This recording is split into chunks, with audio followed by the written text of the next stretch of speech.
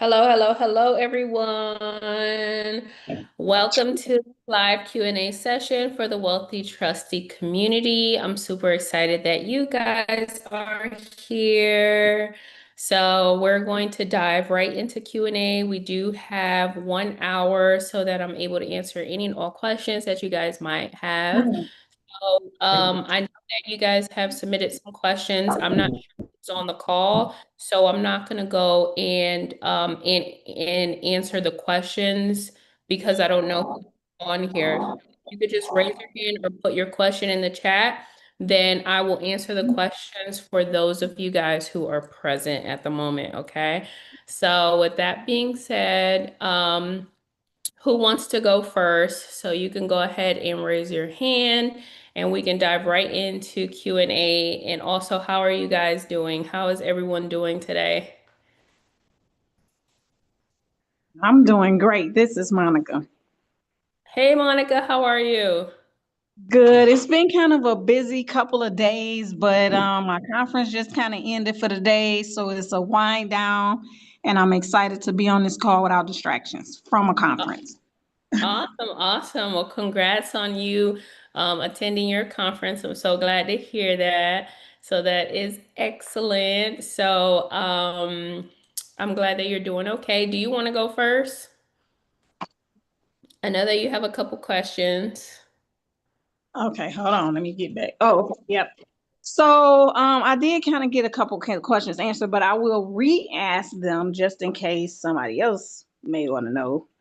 Um, so when you're setting up the trust for a specific person and it's not yourself, you only need to put the assets and everything for them, not like other family members or yourself or anything, right? That is correct. Okay. And then when you in terms of the trustee, let's just say for this same account, that person can or cannot be a beneficiary. The trustee can be a beneficiary. They just cannot be the only beneficiary. Okay. Okay. All right. And then this is the last question Yes, about ma'am. this. So then once unless the trustee create their own trust, let's say they don't do that, but then they become the beneficiary, or maybe I'm thinking even the beneficiary of the trust.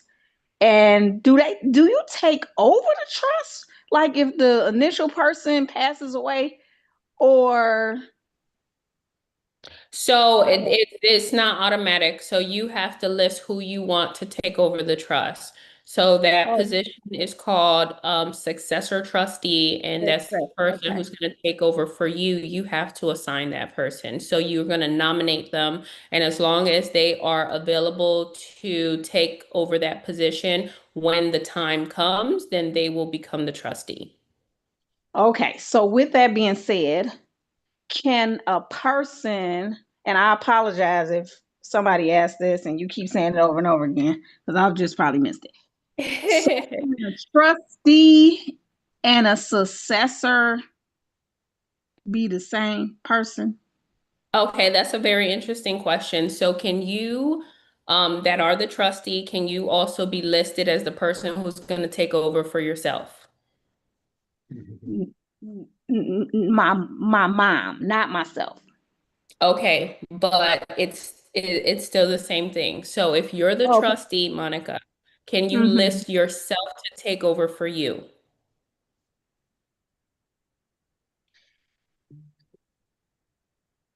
I guess so. And then I'm the grantee. Okay, hold on 1 second. You're saying, I guess so. So if somebody needs to take over for Monica, do you think that it could be yourself taking over, or do you think that it has to be another individual to take over for you? Okay, well maybe okay. So if it okay, so maybe I'm not asking right, or it's no understanding right. So I'm the trustee of my mom's trust. Would I be the successor? No. So Okay. someone Or has to take over for you. Who do you want to take oh, over? So somebody has to become the trustee, but Wait, then so Monica, this is happening. So you're the trustee right now. If something Mhm. happens, meaning let's just say you transition, you're no longer on this earth. Who do you want to now take over as the trustee and continue to operate the trust? so right, so I understand it in terms of if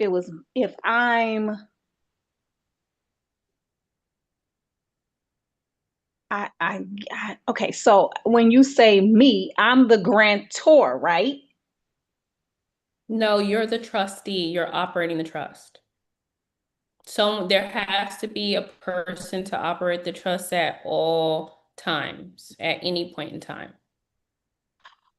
Oh, okay. So then if and okay, so if I'm the trustee of a trust and the grantor passes, I'm still the grantor until No, something you're happens still to the me. trustee. You're still the I mean, trustee. I'm sorry, I'm So, still the so trustee until yes, ma'am. Yes, ma'am. So the trust is designed to outlive the grantor, the and the trust is grantor. also Okay. designed to outlive the trustee. Okay. Okay, So so if then you're setting up this trust for 100 years, you need to have in your mind that the trust is going to outlive you. The trust is going to outlive your okay, mom. got you. Yes, Now, ma'am. with that being said, once um so okay, so it's starting out with her assets. When do I add my assets or any other anybody else? Like you mentioned, if you have a baby, you get an insurance policy on the baby. So when does that get added to the trust? Or just other assets, I guess. You could add any assets at any point in time. So you Okay. add those assets when you feel it's in the best interest of you and everyone else involved for those assets to be protected. Yeah.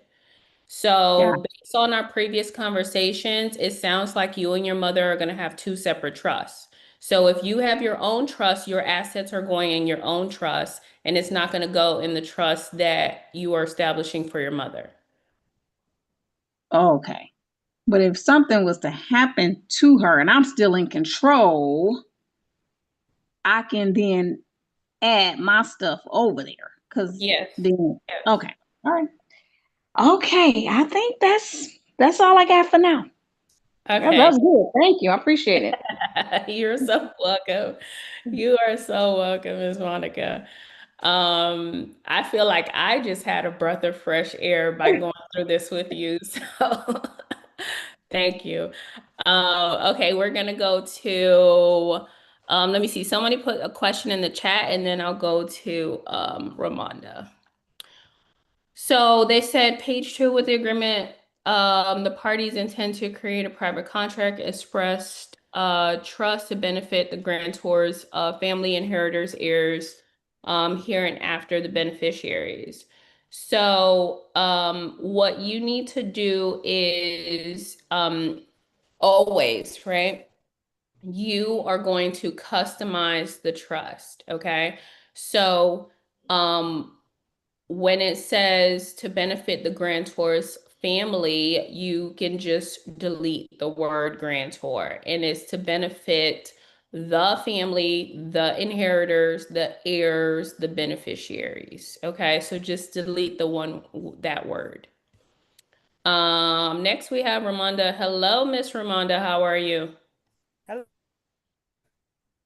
Oh, sorry. Okay. Hey, Christina, how are you? Hello, beautiful lady. I Oh, love your thank you. Thank frames. you.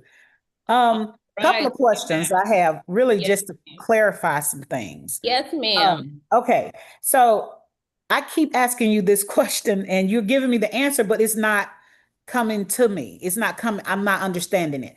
And the Okay, question is about the TCUs. yes, Okay, I ma'am. guess I need to start off. I have a trust. One of your questions that you responded to me was, and I guess typing, I didn't make it clear. My dad do not have a trust. I am the only one with a trust.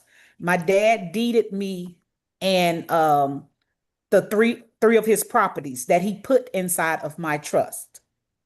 So I'm the only one that's going to have three trusts. I don't have the other two yet. I'm signed up for the other ones to do those two. But Okay. right now I'm just doing the family trust. Okay, got So it. my question is on in that trust of the family trust, the TCUs, what is the point of that if I don't put myself as the beneficiary of them? I guess Hmm. I'm not understanding what the TCUs do, and then on the page where you put list your beneficiaries. Okay. That's what's So, confusing. so the TCUs are trust certificate units. Beneficiaries are the holders of that unit. The TCUs represents beneficial interest. Okay. So whatever assets that you place into the trust, those assets, when the trust is terminated, will go to the TCU holders. Okay, so like those three properties. Well, So I would want those three properties to go to me, okay. even though they're because that's my trust. He put them in my trust. So Mm-hmm. that's why the question I have been asking you, do I give myself 100% TCUs? Because it's only me, my husband, and my one son. I understand that. And so I did answer your question and I told you that you can be a beneficiary, but not the sole beneficiary. And then you did say that you have two other people that can be beneficiaries. Which will be my son and my husband. Yes, absolutely. So who will get who, how would I label them as the TCUs? Yeah, Don't so that supposed to match?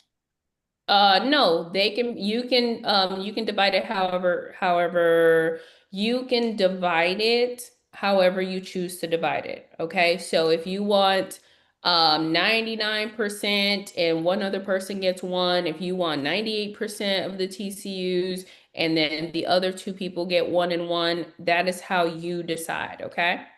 Okay. Yeah. So what does that mean? Like if I say I'm gonna give myself Oh, it's 95%. it's percentage. Yeah.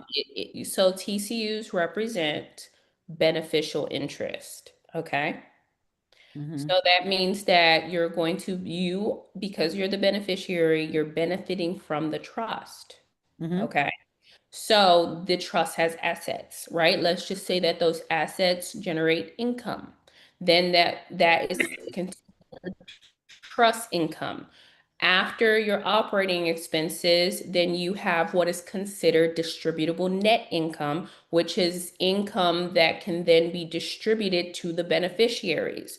So the trust is designed for the beneficiaries to benefit from the trust, okay? So those beneficiaries can receive a distribution. That's the first thing, okay? So while the trust exists, they will receive distribution. When the trust is expired, they will receive the assets.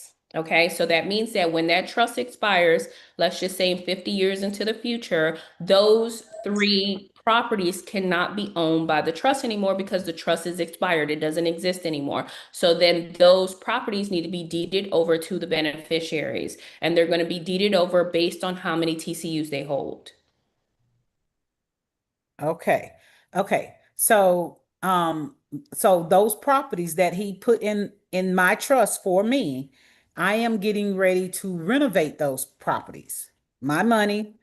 So when I rent those properties out, those properties are that's gonna be my income, my money. You see what I'm saying? So I'm So trying to see no, how that so works. so so no. Those are not your properties. So you are in the mindset where you think that those are your properties. Okay. You have to get out of that mindset because if those properties belong to the trust, then that income belongs to who? I guess the trust. I was thinking me.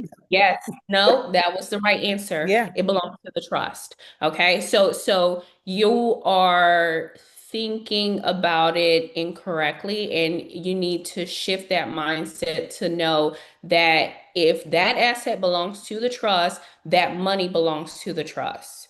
You will receive a distribution after the trust covers all expenses. The trust is responsible for the mortgage, for any taxes, for any maintenance, for repairs, for property management, for anything, utilities, anything. The trust is going to cover all the expenses for those properties. And then whatever is left over is what the trustee is going to determine as money that can then be distributed to the beneficiaries. And then you will receive a distribution. And I can receive a distribution monthly. Correct. Okay.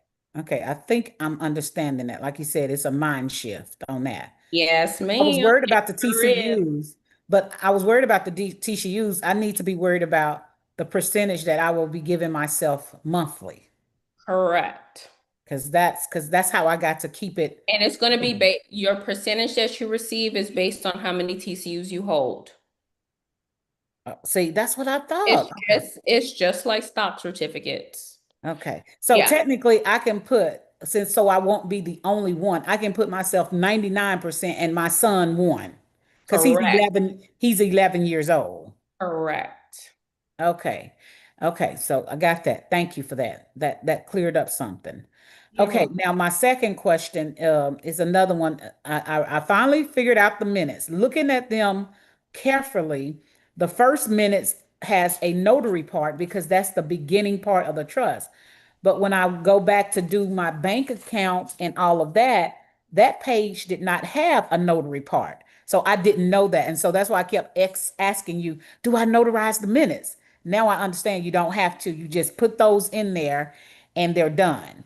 Okay, so I Yes. got I got that. Now my other last part is the clarification. I guess I got a different mindset. I'm thinking I need to send my trust off for somebody to say, okay, you're legal. But technically when they sign page when the grantor and I sign, what page is that? The last pages of the trust? Yes. What makes it legal? What makes it me start working it? Yes. It's in So, effect.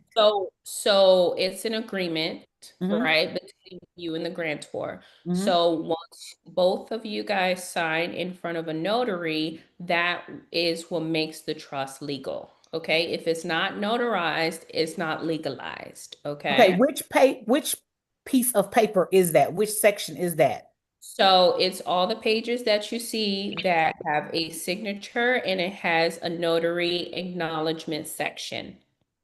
Okay, then I've done all of that. I've done all of that. I was just scared because we did not notarize the minutes because I didn't see anything to notarize the minutes. But technically, You're the never going minutes, to notarize minutes, but you yeah. do have to sign them. So please sign your minutes.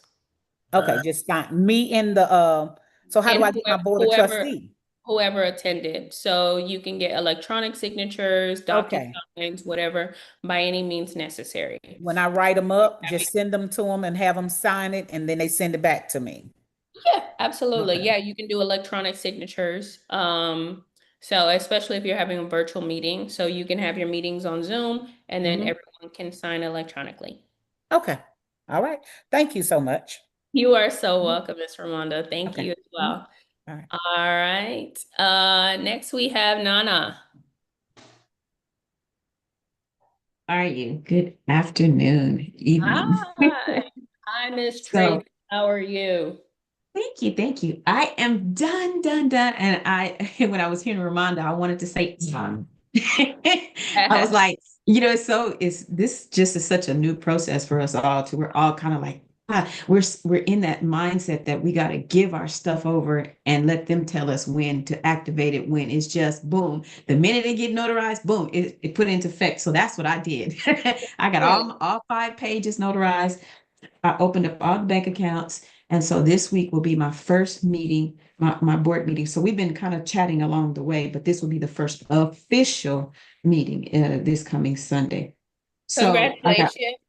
thank you, thank you. So I have 4 questions, okay? And hopefully it won't be like a drop down box where I ask the question, you give an answer, and then it's boom, boom, boom. So I'm gonna try to frame it in a way to where whatever answer you give me will kind of answer any ABCs. So the first question is, now that I'm about to have my board meeting, is all the board meetings for each trust, because we did those 3, um, do we have to have like a treasuries report where they know what's in the bank account, stuff like that?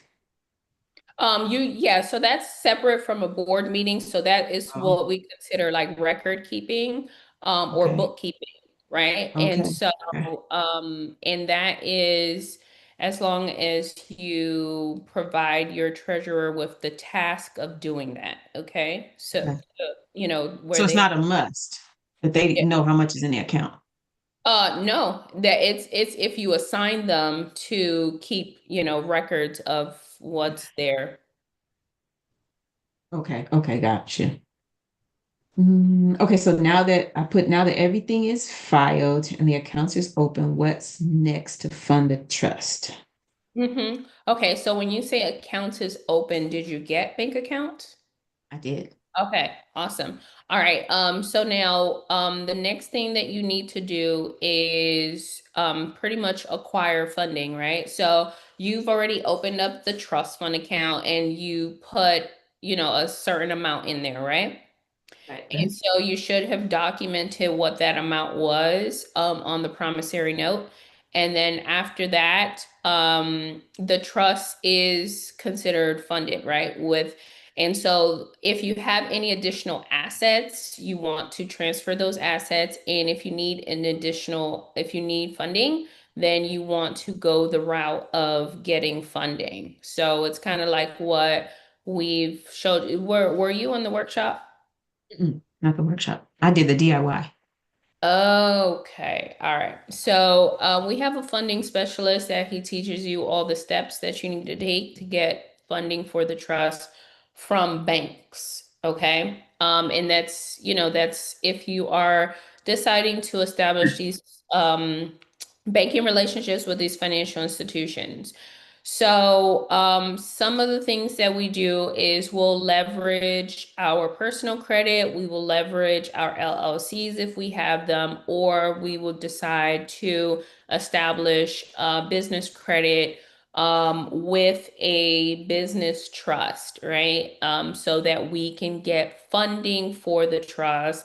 And once we receive funding for the trust, we can disperse that funding where we need it, right? So it could be to, stocks, crypto, it could be to real estate, it could be to wherever you need to deploy the money, okay? And so those are the steps that you need to take. So, what I would tell you to do is to watch that training. So my team will be Which able to. one? In the 43 videos? Um, it's actually not there. So hold on 1 second. I'm gonna grab it for you. And 'Cause I know I um, watched all 43, so yeah, it's not there. So that's one of the trainings that we have with the workshop. So I'll grab it for you. And in the meantime, I'll answer your next question while I grab that link for you, okay? okay. So the next question is, um, so I put my four children as TCU holders. Unfortunately, due to some estrangement, I need to remove those two and I need to switch them out for two other ones. And they will be my two grandchildren, but they're young. So when I have the board meeting, I just need to let the board know what I'm going to do and have a vote on it and then put that addendum inside the trust, right? Where the board meeting minutes go. Yep, absolutely. Yeah, do that. Okay. And then the fourth question is setting up these IULs. What information is needed? Do I need I think those are IULs for any of the beneficiaries. It could be my children, it could be grandchildren. Do I need their social security numbers, birth certificates, and stuff like that? Yeah, you need everything. All of Mm. their personal information is going to be in the application. The only thing with minors is they don't have to take a medical. It depends on their age too, but usually like if they're underage, they don't have to take a medical exam. So that's through like Fidelity. That's where you get those IULs. No, you get it through a life insurance company. So we have a company that we work with, And right now we're in the process of getting some links switched up. So I don't have the link for you at the moment, Okay. but I will be able to get that for you shortly. I'm going to request an updated link. Okay. So I guess that so the promissory notes is inside the course study, right? I can find those in there that I can download. Yeah, so they are in the resources tab. You'll find the Okay, gotcha. template. Okay. And so the only thing left that I need to do is figure out how to do that fidelity stuff because I know that was a whole big section and I probably need to go over it again just to be able to eat it and digest it. But how to move money. I think it was saying in the course that you have to put money in for the policy for 1 year and then you can start to take it out, correct? So I just need to be able to do all of that and then I'm finished with it. So yeah, that's Yeah, it. so it depends on the carrier how long the money is locked in there, and it also depends on your surrender charge. So it's not necessarily 1 year. It depends on the carrier. So you know that there's a lot of different carriers. Some carriers will allow you to borrow after 30 days, but it Okay. also depends on your surrender charge. Your surrender charge is like a security deposit. So once your surrender charge is covered, then you can begin to borrow from your cash value. And then as long as you don't cancel your policy within the first 2 years, then they release the surrender charge back to your cash value. Okay. So is all of the different carriers, do you have a list of them? So no, we don't have a list of them. So we just tell you to go with one of our partners where they are appointed with all of the carriers. So but we do have a infinite banking training inside of the course. Were you Okay. able to go through that? Infinite banking. I just did the 43. I don't remember Yeah, if one all of one of them them one of them was specifically on the life insurance policies. was that with that particular guy where he was talking about Yep. um okay, so yeah, so then I need to, so that's kind of like the ending of the course. So that Yep. was kind of like Yeah, compact so that and right, it's exactly. So there's like you yeah, set up everything, you set up the foundation, and then the last right. thing we do is have the trust take out policies on you and the family. Right. So that's something that has to be done like sit down, breathe, and go over it over and over and over again. But other than that, pretty much everything was self-explanatory. So Yep. okay. So I'll just keep reading over it and watching over those things over and over until I get comfortable enough to be able to do that. So, Uh-huh. Yeah. but Yeah, so thank you so much. you're welcome. I put the links inside of the chat for you. So I put the masterclass from Brian Dorsey. So he's our funding partner. He will assist you with getting the funding that you need for your trust organization. I also put the link where you can book a call with him and his team, okay? Okay, thank you so much. I appreciate you. Love you so You're much. welcome. Thank you. Love you too. All right, next we have Alexander, and Alexander is saying, can precious metal be purchased and held within the ministry nonprofit trust? If so, can precious metal be donated out of the ministry nonprofit? So precious metal can be purchased by the nonprofit, and can precious metal be donated out of the ministry? So if you are donating out of the ministry, you are also going to be donating to another nonprofit. So you have to be very mindful of, of where or how you move these assets around in the nonprofit. The next question is for the private family trust or business trust, which is non-statutory. Do I need to file any state returns? Asking this question within the trust, we are referring to the state information showing under which the state, the trust is formed. Question relates to family and business. Okay, so for the business trust and the family trust, those are entities that are taxed. So you are going to have to file a return for them. The form that you're going to file is a 1041 form. It is in your resources tab. We do have a training from our CPA on explaining step by step the 1041. So those Hyperman. those entities Hyperman. are not tax exempt, they're tax paying entities, okay? So if you need the training from our CPA, just let me know. If you need the contact information from our CPA, just let me know and we'll put it inside of the chat. The next question is, how does putting life insurance policies into the trust benefit couples when you can only be the trustee or the beneficiary? Can I put my policy in the trust being that I am one of the trustees? So it's inside of your trust indenture that the trust is actually going to take out or own a policy for everyone that's involved in the trust. So that means the trustees and the beneficiaries. So it's perfectly okay for you to transfer your current policy, if you have one, into the trust, okay? Now, once again, this is a mindset shift where you need to understand that the trust is going to be the owner of the policy. The trust is going to be responsible for paying those premiums because the trust owns the policy. And in the event that something happens to the insured, which is you, then that death benefit goes to the trust, okay? So there's a lot of tax advantages when you structure it this way, but this is a strategy that we use for preservation of wealth, okay?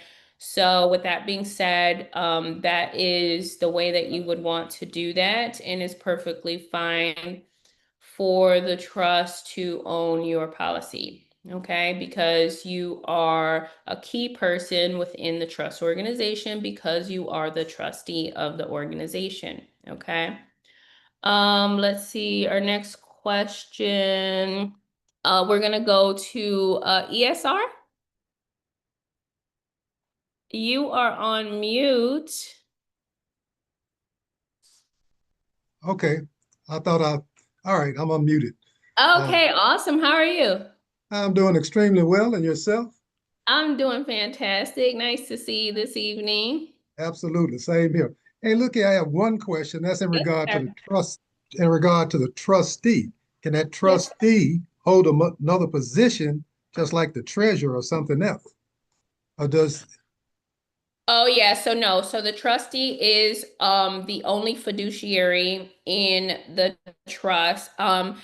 They do hold another position, meaning that they're a board member, but they're not assigned to any of the other board member positions. So the trustee is automatically a part of the board of trustees, yeah, but they don't have any other title outside of trustee. That is their title.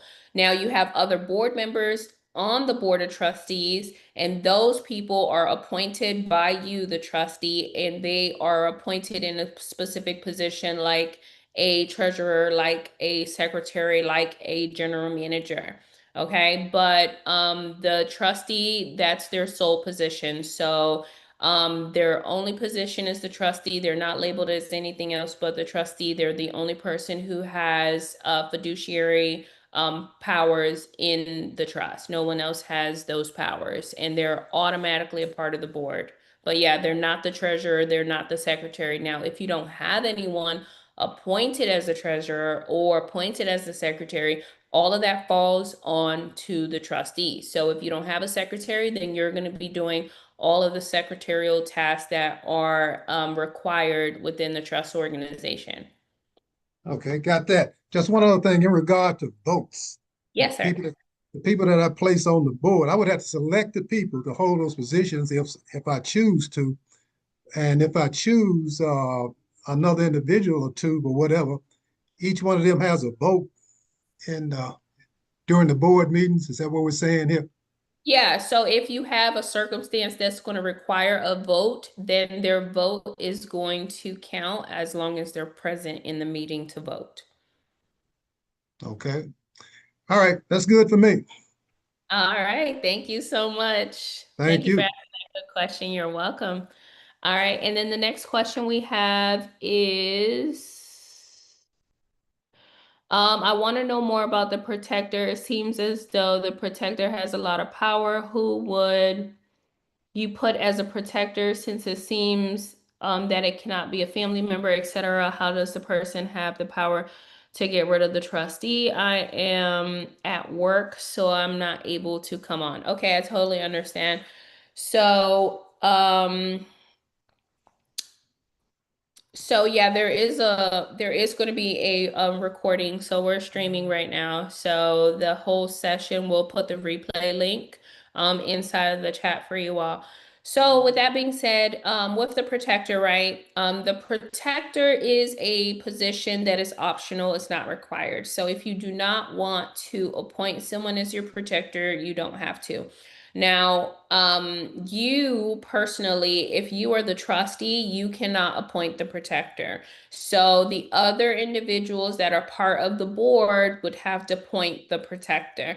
The sole purpose of the protector's position is to protect the beneficiaries from the trustee in the event that the trustee is not dealing legally, they're not dealing honestly, they're not dealing ethically, right? Or they are, let's just say, mismanaging funds. Let's just say they're causing the dissipation of wealth, meaning that they have gotten into bad investments, or they're blowing the money inside of the trust, or they are, pretty much just operating irresponsibly and not as a fiduciary, right?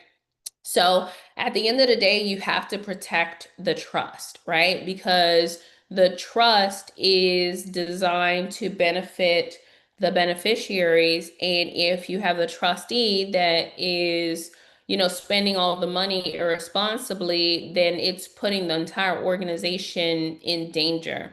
All right. And so that's why you have an individual, which is a protector, to be able to do audits, to be able to ensure that they're not, having high salaries, to be able to ensure that the assets are being maintained, that the money is going where it needs to be allocated, that the money is actually growing and not causing too much losses to where all of the money is going to be gone, right? So you have those instances, right? And there has been many situations in the past to where, unfortunately, due to gross negligence, the trustees were irresponsible and they blew all the money. And so now you have beneficiaries that don't have the power to remove the trustee. And so they were not able to do anything. So they were forced to drag the trust to court so that there is a judge that would then remove that trustee and put a court-appointed trustee. So you have to understand that this is actually a disadvantage to the trust organization to be dragged into court because of the risk of having the trust penetrated in the court system. Also, all court cases are public records, right? And so if you can avoid that at all costs, and that's what you want to do, and that's why your next option would be to appoint a protector. So it is an optional position, and yes, the protector is the only individual in the organization that's able to remove the trustee. And they're only going to remove the trustee if those actions are warranted, meaning that there has been proof or evidence to show that that trustee is unfit to operate the trust. Okay. So it is, it is for the best interests of the beneficiaries and for the entire trust organization. But like I said, it's optional. And also, if you're the trustee, then you can't appoint that person. So it has to be someone that is obviously not related to you or the beneficiary. So yes, it cannot be a family member. So the other individuals that are part of the board, they have to appoint an individual that is not related or not in the family, okay, to serve as the protector. That could be, anyone who is qualified. It could be like a CPA, a financial advisor, someone who, who has served in that capacity before. It could be a third-party company that offers protector positions, and services, which there are. So you would have to Google that, but that is also available. All right. All right. That was a really good question. The next one is distributions mandatory? No. Distributions are not mandatory, and your trust is what we call discretionary. So it is up to your discretion if you want to issue distributions. Okay. So you as the trustee are going to determine what is considered distributable net income and what is not, and you're going to determine what the distribution is going to be. And next we have Ambassador Wealth. Is that Sylvia? Ambassador Wealth. Yes, that's Sylvia. Hi, Sylvia. How are you? And I have a question. So Yes, I'm working ma'am. on the trust for the auto, for my autos. So when I do that, how do I do the insurance part of that? Like, how do I have to The change that as well? Yes, so you definitely want to update your policy and to let them know that the owner of the vehicle has changed. Okay. And that shouldn't be a problem. They usually okay with Yes. that, right? Okay. Yeah, it depends on the company. So I can't, I can't speak Really on every say, single okay. company. Yeah. Okay. So the other thing too, I had another lady. I had recommended she comes to your class, but she already has a like a 508 trust, but she has already had her autos and things in the trust. But based on me going to your class, I'm so thankful that I did go through this class because they put the word trust on the end of their trust. Mhm. And she was trying to tell me, you got to add the word trust. I said, no, I do not. I'm not going to add it on there. And she said, well, they're probably going to make you put it on a trust. I said, no, they just put it in the name that I'm telling them to put it in. They don't ask me. I don't have to tell them that it's a trust. I just tell them I'm transferring it to this. Yeah, to an entity, exactly. Yeah, I don't Exactly. have to say this is a trust. Yeah. And You so, yeah. So I just noticed that they did that with their paperwork, and I was just, making sure I was in the right mindset to say no. I'm just gonna tell them it's transferred to over to this entity. They don't have to know that's a trust. Yeah, exactly. And you know what? That's like, I'm not surprised that they have the word trust because most people would point them in that direction. So Uh-huh.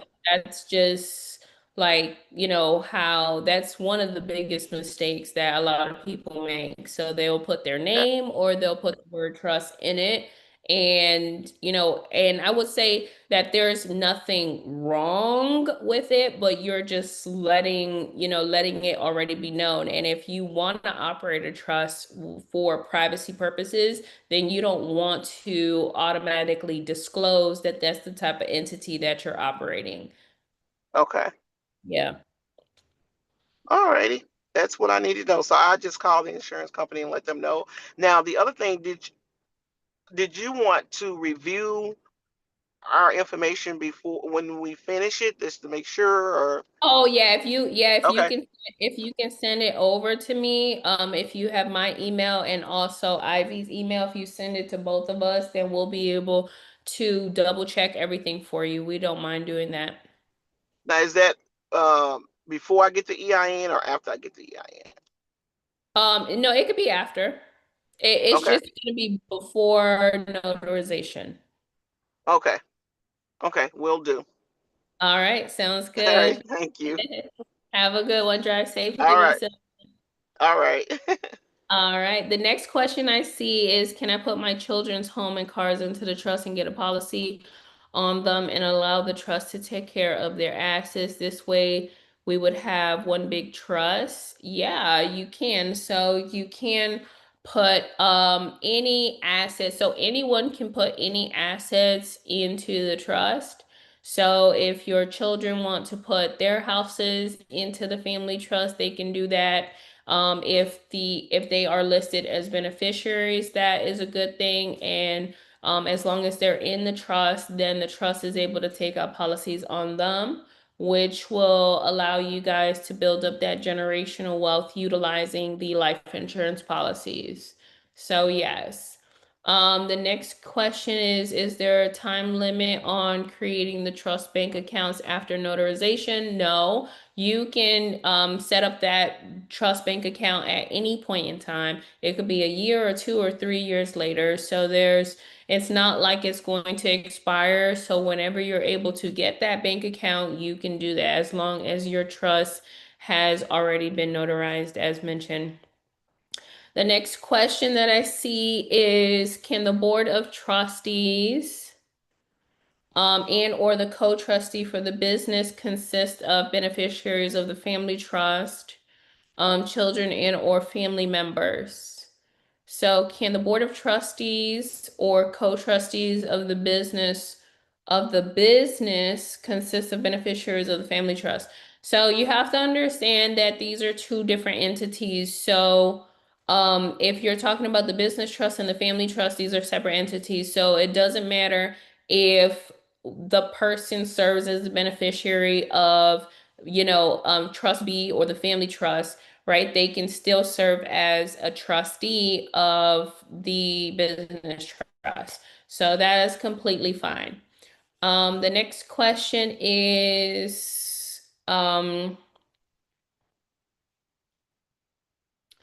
do you need to send letters to the beneficiaries when your insurance policy is owned by your family trust? When you say letters to the beneficiary, I'm really trying to understand what you mean by that. So the beneficiary, you cannot take out a policy on the beneficiary without them knowing, okay? So they are going to have to be aware of this policy, and depending on what age they are, right? So if they're minors, then obviously the guardian has to know.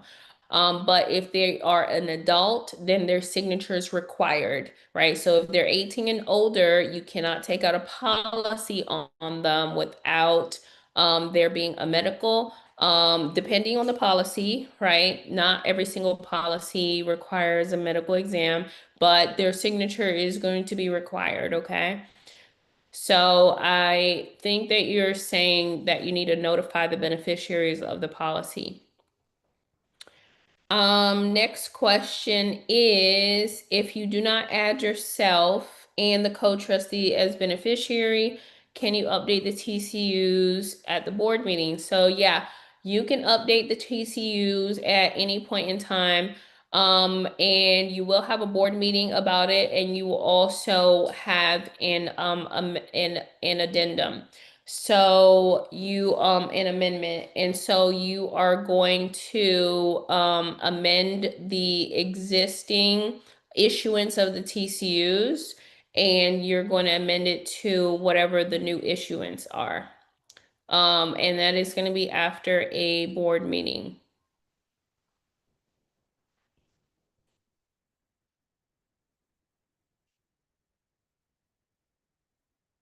All right, and let's see here. And Miss Ramonda said that she's working with Brian Dorsey with the funding playbook, and the guy is very informative. He is. Someone said 1041 is federal. If there is income at the state level, do you need to file any state returns? So if it's required, so you need to book an appointment with our CPA, and he'll be able to answer that question for you, okay? So I'm gonna Ivy, can you put the link to the CPA? Can you give the information in the chat for the CPA? Yes. So let me see if Ivy put the link for the CPA. So Ivy, can you put the link for the CPA? She'll put the link for the CPA, so that you're able to get all of your questions regarding federal and state income taxes answered. The next question is, can the trustee transfer assets to the trust? So yes, the trustee and anyone can transfer assets to the trust. So it's inside of your trust indenture. It literally says it. So I just need you to know that you and anyone else are able to transfer assets into the trust, and it's up to the trustee to accept those assets. So as long as you accept those assets, then that is perfectly fine. So the grantor, so does it need to be the grantor who's not associated with the trust being operated? So because it's irrevocable trust, the grantor is not going to operate the trust. The trustee operates the trust. Now, the grantor puts the initial consideration into the trust. And so the initial consideration can be dollars, any type of currency, precious metal, any type of asset. So typically what the way that we structure it is that the grantor is going to place $1 into the trust as the initial consideration. And let's see here. Would it be safe to close your personal bank account with the Navy Federal and open it in the name of the trust? So, that is a decision that you're gonna have that you have to make. Now, just think like in the near future, are you ever going to have like checks in your name? Are you ever gonna have any type of deposits in your personal name that you're going to have to, be able to use that personal bank account for? So there is a strong possibility. So I would tell you not to close down your personal bank account. You can leave it dormant, and ever in the future, if you need it, it's available in there for you. So when it comes to your personal bank account, if you want to transfer those funds into the trust bank account, you can do that. And you want the trust fund to house majority of the cash holdings that you have.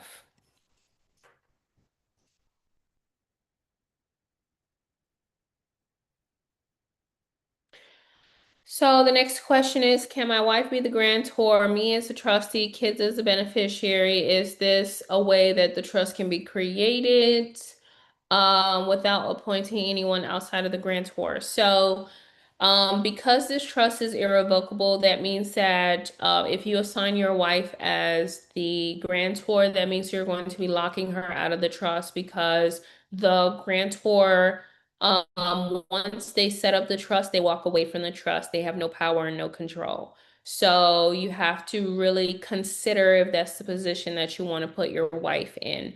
I personally don't recommend it. Generally, what you would do is you would choose someone else to be the grantor, and then typically, what I see with spouses is that both spouses will be the trustees, and then their children be the beneficiaries. So, you might want to reconsider what, the way that you're going to arrange the parties in that contract. The next question is, I understand it better, and I would have the board members choose a successor after I have transitioned. So you will choose a successor before you transition. And if so this is the way that it works, right? So if you are the trustee, you're going to choose your successor trustee. The successor trustee is the individual who's going to take over after you in the event that something happens to you, meaning if you transition, if you become incapacitated and you are unable to operate the trust, or let's just say due to old age, you decide that you have to resign or step down from your position as the trustee.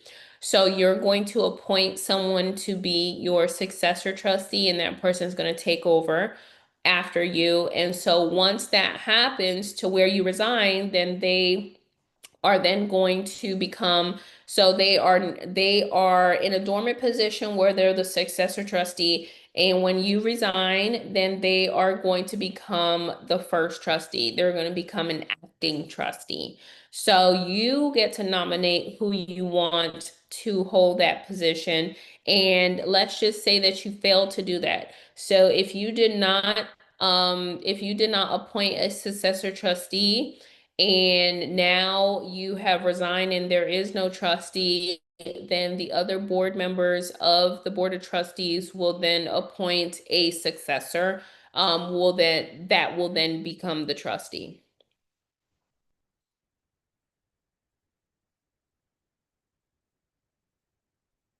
Yeah, so the next question is I want to make sure that I am taken care of out of the trust in the event that I need or am put in a nursing home or hospital or become incapacitated. Yes. So inside of the trust, it does say that that the trustees are able to receive any type of health related benefits, and it lists nursing homes, it lists any type of medical care. So that is already inside of the trust indenture. And I want to ensure that the successor trustee and beneficiaries take care of me medically and financially. So you might want to also consider putting yourself as a beneficiary if you want to still be taken care of after you are no longer the trustee. Can you refer us to the CPA? So yes, we do have the CPA, and we're going to put the link to the CPA. Can the same three appointees be the same names of all three trusts? Yes. You can appoint the same individuals. These are three separate entities, so you can appoint the same individuals per entity.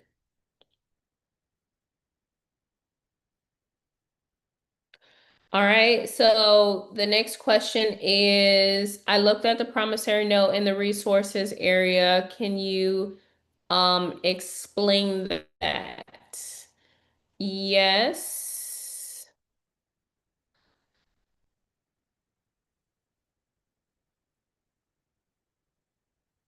So I will explain the promissory note in just a moment.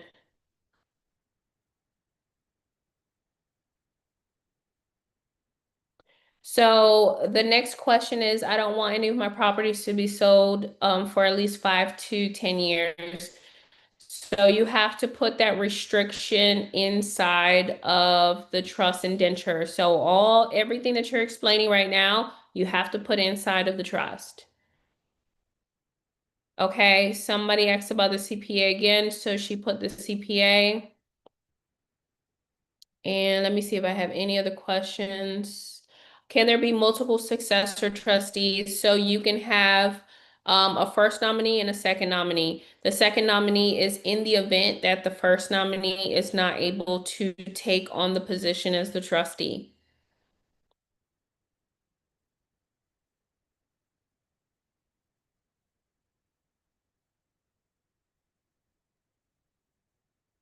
All right, so I'm currently working a W-2 job and a 1099 job. Where will the income go, and how does it help with taxes? So your your W-2 income obviously goes straight into your bank account, right? And if you want to move money into the trust, you're able to do so. So we would document it by you issuing a loan to the trust. So you can loan money to the trust, and the trust can also loan money to you. Now, with the 1099 job, if you want to change that W-9 on the 1099 to that income going directly to the trust, you can do that, okay? So you won't be able to do that with a W-2. Typically that's done with a 1099. So the W-9, you'll probably have it filled out in your personal name. So you would change it so that it's filled out in the name of the trust. And that is how that income from the 1099 can go straight into the trust.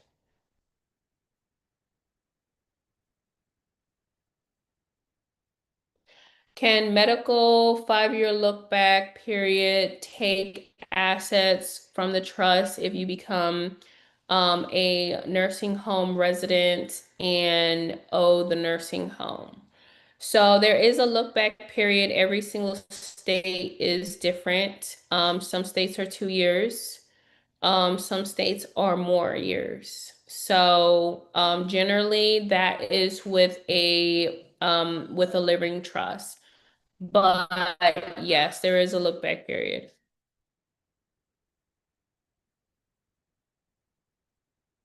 So can I fund the private trust with my personal money? So you can lend money to the trust. You can transfer money into the trust with your personal money.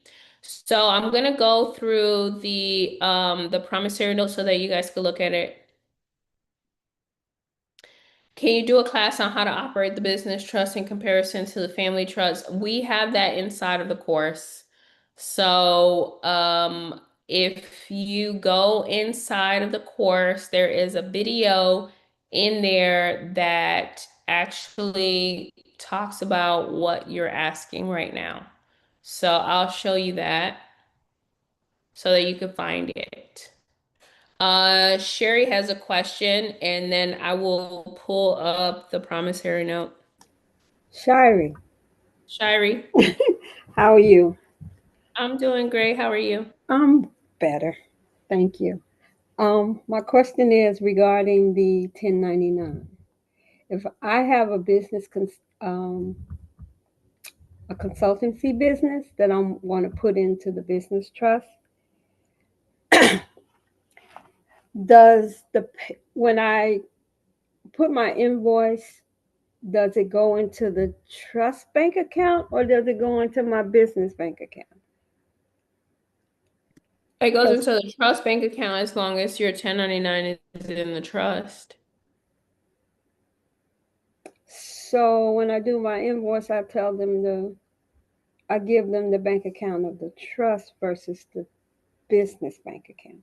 You have to update your W-9. Okay. And put the trust versus me. Mm-hmm. Okay. So what expenses does the business bank account pay for? What business are you talking about? The consultancy business. If I'm putting the consultancy business, I'm not going to dissolve the LLC. I'm putting it into a business trust as the owner.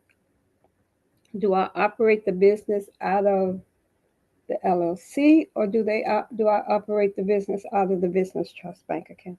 No, you operate the business out of its own bank account. You're not going to commingle funds. So if you have an LLC, you're operating the business out of the LLC's bank account. So what I'm confused about is I do the work, I get invoiced, I submit my invoice. The monies from the invoice you say goes to the trust and not to the business, to the LLC. Is that Want correct? Did I happen. understand If that correct? Yeah, no. So if you want the money to go directly to the trust, then you would have to change that W-9 so that it goes to the trust. So if that money from the 1099 is supposed to go into your LLC, then leave it like that. And I could just transfer money over from the LLC into the trust bank account. Correct. You Okay. can transfer 100% of the money into the trust. Okay. All right. Good. Thank you. You're welcome. All right, so I'm just gonna go over two things and then we are gonna have to wrap it up. We are actually over time. So I believe I answered everyone's questions, which is fantastic. So let me go over the promissory note that Tracy had spoke about, and then Willie and Shirey has spoke about the W-9, so I'll quickly go over that. So can you guys see my screen? Yes. Yeah. Fantastic. All right, wonderful. So What I want you guys to see is a lot of you guys are asking about 1099s. And so if you have a 1099 and you want to change the 1099, then you're going to have to go to that company that issues you the 1099 and you're going to ask them for a new W-9. On the W-9, you can change it to where the money goes directly to the trust. So you would put the name of the entity here. And then for 3A, you're going to choose the type of entity. So you're going to go all the way to where it says trust, and you're going to click here so that you can pay into the trust. And then you're going to put the address of the trust, you're going to put the EIN number of the trust, and then you are going to sign as the trustee and date it. So then you'll submit it to the company that's issuing the 1099, and they'll update it in their system so that they can now pay the trust directly instead of you and your social, okay? All right, so the next thing I want to go over briefly is the promissory note. Now, the promissory note is an instrument that you want to use if you guys are going to be moving money around, right? So if you are going to issue loans to the trust or you're going to receive loans from the trust. So you're able to do both. So you're going to use this document in order to do so. So here is where you'll put the dollar amount of the loan, right? So let's just say it's $1,000. You put $1,000 here. Then you're going to put the city and state. So for me, I'll put Miami, Florida, and then you're going to put the date. So I'll put today's date, September 9th, 2025. And then it says for value received, name of the borrower. So let's just say that you are lending $1,000 to the trust because you just set up the trust and you need to put your personal funds into the trust. Then you're going to put the name of the trust. It says with offices located at, and then you're going to put the virtual address of the trust because the trust needs to have a separate address from you. And it says promises to pay to the order of, and then whoever the lender is. So you're the one who lent the $1,000 to the trust. So you're going to go ahead and put your name with the dollar amount. So we're going to put $1,000, okay? So, wait, sorry. You're going to put your name with your address. So whatever address that you as the lender are associated with. And then we put the principal sum of $1,000. So you're going to write out the word 1,000 and then you're going to put the dollar amount in USD. So if it's that currency, plus accrued interest with an annual interest rate of. Now, if you want to charge interest to the trust, then you can do that and you'll put whatever that amount is that you want to charge or percentage, okay? If it's 0, then put 0, okay? And now this is going to be compounded from the day that the said funds were dispersed. So it's going to be compounded from whatever date that is here up at the top, okay? And together with any cost for any collections, including any reasonable attorney fees. So that's in the event that the trust defaults and doesn't pay you back, then it's going to, you're going to charge the trust for you collecting the $1,000 back, okay? So the note is going to be referred for default if the trust doesn't pay, if the trust doesn't pay you back. So the action is going to be, so whatever action that you need to take in order to acquire the collateral for the default or any assets that were used to secure this note. So the undersigned promises to pay the principal and interest sum of, and so that means that you as the undersigned promises to pay a balloon payment in interest and principal due for securing this note within 12 months. So you have to choose a term, right? So whatever length of time that the loan is supposed to exist for. If you want it to be 24 months, 48 months, 12 months, 6 months, whatever it is that you want, you as the trustee are going to determine what those terms are going to be, okay?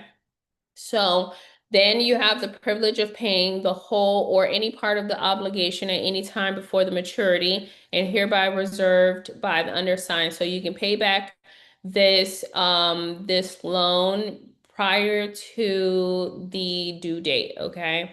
and it could be the amount plus the interest if there's any interest that was accrued. Now, in the event that the payment is owed and that it hasn't been paid within 30 days of the due date, then the undersigned is agreeing to continue to accrue an interest rate, but now the interest rate is going to go up as a penalty. All right, so you get to choose what that penalty is going to be for the trust not abiding by paying you back within the 12-month period or whatever term that you decide, okay?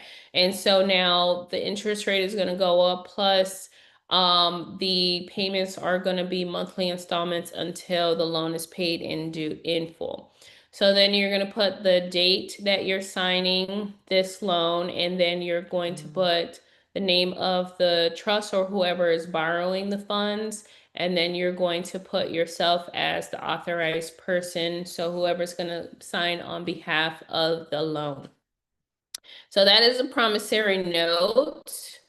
So, that is it, you guys. Yes, it is in the resources tab.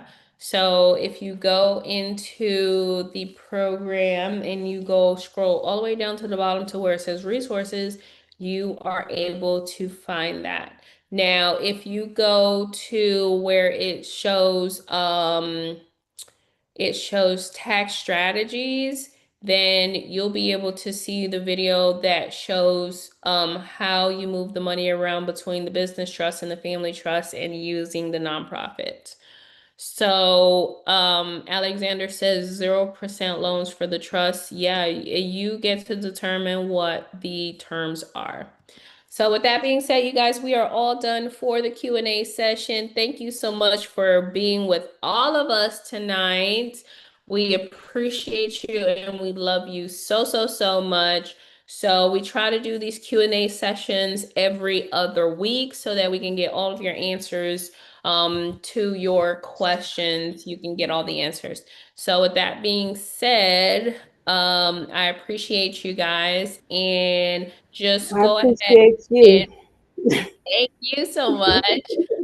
So go ahead and look out for any announcements that we're going to have on the Telegram chat as well as the Facebook group. And one thing I want everyone to know is that next week I am going to be at two different conferences. One is going to be in Miami and the other one is going to be in Atlanta. So if any of you guys are in Miami, go ahead and meet me at Brickell. It's going to be Wednesday the 17th. I'm going to be one of the panelists at a conference. So you're going to see those announcements. And then if any of you guys are in Atlanta, on Saturday, the 19th or the 20th. What day is Saturday? The 20th. So if you guys are in Atlanta, then come and meet me because we are going to be talking about real estate and a bunch of, good stuff and going on tours. So you guys are going to be receiving text messages and emails regarding those two conferences, the locations, if you guys want to get tickets so that you guys are able to attend. So they said, please come to Philly. Okay. So I will definitely will keep you updated. We do have a calendar. So look out for our calendar because we list all of the events there as well. And the last thing I want to mention is that we are going to Ghana. So if you guys want to come to Ghana with us this year, we are kicking off our international travels as a community. And Ghana is going to be December 13th to the 20th. So you should have received some information regarding that, but you will also be receiving some more information very soon regarding Ghana. So just keep that, put that on your to-do list because we definitely want you to come with us.